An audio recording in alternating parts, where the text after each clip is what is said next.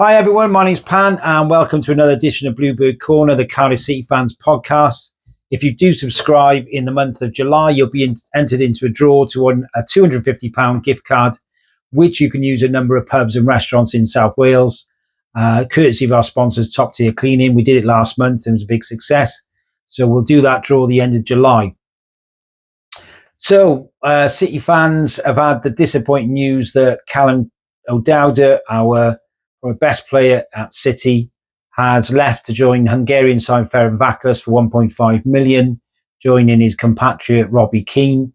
O'Dowda, who lives in Oxford, we all thought he was going back to Oxford. He left there to join Bristol City, and then obviously he came to us on a free contract. So, yeah, it's one of those things where if the player obviously doesn't want to probably play in League One and has an opportunity to get more money somewhere else, obviously that's a factor. And no City fan could begrudge Callum O'Dowda getting that move. He's 30 years of age. This is probably his last big contract. Be on more money per week. Decent club there, Ferencváros in Hungary, play European football. So credit to O'Dowda. I mean, he was a very good player for City, but it's another player out the door. Yes, saves on the wage bill, but as I mentioned in previous pods, losing players like El Ghazi, Ramsey, Niete, Rolsey's gone, Reno's gone, Conte's gone, Reindorf's on loan. That alone is probably saving us already 8 million off the wage bill. Plus you've got the 1.5 million fee for O'Dowda. But I've got a funny feeling more players will leave. Possibly Turnbull. I mean, Turnbull's got we paid £1 million up front. The another million is based on appearances, so and he's on a fairly good salary, up to 20 grand a week, nearly. So I think he's on 17, so he could be another one. So, yeah, I wouldn't be surprised if a few more players left. Obviously, Callum Robinson is the prime one, and probably to a championship club. And that's another 20,000 off the wage bill a week. So we did know at the start of the season that TAN would the club in general would have to cut back. We're losing 10 million, as we said, for going down to the championship. And we had to get rid of a few players, and I just was really disappointed. I think that O'Dowda's gone. That leaves a hole down that left side. I mean, obviously he's a left winger, but he did really well for us as a left back. And I know we've got Bagan, and I think Bagan for me, played well as a centre back. He could well be a first team player this season, but I do really think we need another left back there, definitely. I mean, obviously, Louis Giles, raw, got some talents, but it's too soon for him, in my opinion. I think he definitely needs to go on loan. So we need some competition there for Bagan. Bagan obviously can cover centre back with Darland and Fish and Lawler. So yeah, it is disappointing. I really like Callum O'Dowda, so it wasn't a massive surprise because we knew Oxford were in for him, it is what it is. So we've got to move on. But I wanted to talk about a player that City should sign without question, and this guy would take us to a level of high end League One. Obviously at the moment, I think most City fans I've spoken to would say, as it stands, our squad is not good enough to be a top 5 club in League One. We just, we lack experience. We certainly lack goals. We lack leadership. We know key positions we're vulnerable. I think goalkeeper, fullback, defensive midfield without question, attacking midfield. So we definitely need to bring players in. 5 or 6 players will join. It doesn't look like anything's going to happen until BBM, the manager, has seen the players in Spain when they go over there. So, obviously it could be a week or two before we actually start seeing players come in. And most of those players, in all due respect, will be loan players. I think if we bring in 6, 4 will be loan players. But the player that I wanted to discuss today is a fantastic young player. He's from Colchester. He has represented England at youth level, and he's now been capped for Northern Ireland.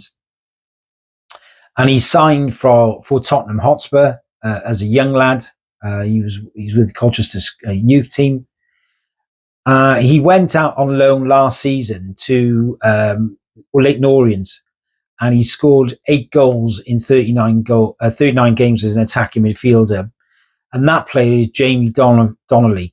Now, Jamie Donley is considered, at a similar age when Harry Kane started, as a left-sided Harry Kane type striker, number 9. And he had a very, very good season at Orient. I spoke to some Orient fans yesterday, and they said he was probably their best player. Certainly Tottenham Hotspur fans I've spoken to as well have said that, he's one for the future, but they feel they've got 4 players in his position, with obviously Maddison and Kula being the top 2. And so I think most Spurs fans would say that he would need to go back on loan. He's not going to get game time at Spurs. They feel he's not a Premier League football as yet. A lot of Spurs fans feel that a Championship move would be a good move for him, but Cardiff City are surely one of the biggest clubs in League One, and it would be a bigger step up than playing for Orient. So I think it would definitely be a good signing for City. We definitely need goals. I mean, we only scored 1 goal a game last season, which is totally unacceptable. And we all know we need more goals in the team. And if you look at the players in those attacking positions we've got, I've said many times before, Ruben Colwell has not improved for me. He's gone backwards. Craig Bellamy doesn't rate him. He's not even put him in the squad. I've seen him play for Wales under 21s, and he was out of this world. He scored for Wales first team, obviously, against Belgium at the Cardiff City Stadium. And, we've seen him score a couple of worldly goals. I think Bristol City was one. And his skills are no one's going to question his ability on the ball. Like I said many times before, he could easily beat 2 or 3 players in a phone box. He's that good. And but I look at him, if I'm being honest, I look at him more of a 5-a-side player. He doesn't score enough goals. He doesn't set up enough goals. And certainly for someone who's 6'2", a fairly big lad, he doesn't use his physical prowess, especially in the air, to the ability he should do. So he's got a lot to work on, and he's 22 now. So I do question whether Colwell is the answer for us in League One. It may well be his level. We don't know, but I just don't feel that midfield that we had with Tanner, Colwell, Robertson, these type of players, there's not enough goals there. And certainly if we're going to be top 5 in League One, which is really going to be difficult, because I've got a sneaky feeling Stockport, Luton are going to be the top 2. Blackpool will improve. Bradford, Huddersfield, Bolton, as I said before, these type of clubs, it's going to be, they're all going to be up there. Reading with new ownership. It's going to be really competitive at the top 6 to 8 this season. And Brian Barry Murphy is, he's going to have to bring in at least 6 players. And as I say, I know he's got good connections with Man City and Leicester. We're going to do some podcasts on players that he's probably going to look at bringing in from who he's worked with at the Manchester City Academy and Leicester City that he knows of, especially the under-21 players. But I think Jamie Donley, for me, if you look at his record, he would certainly improve Cardiff City. It's just whether Tottenham will be willing to let him go to a League One side again for this season.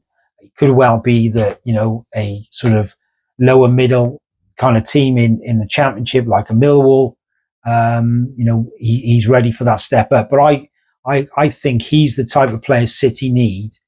With Salic as up there as well, we need someone. We need to share those goals out.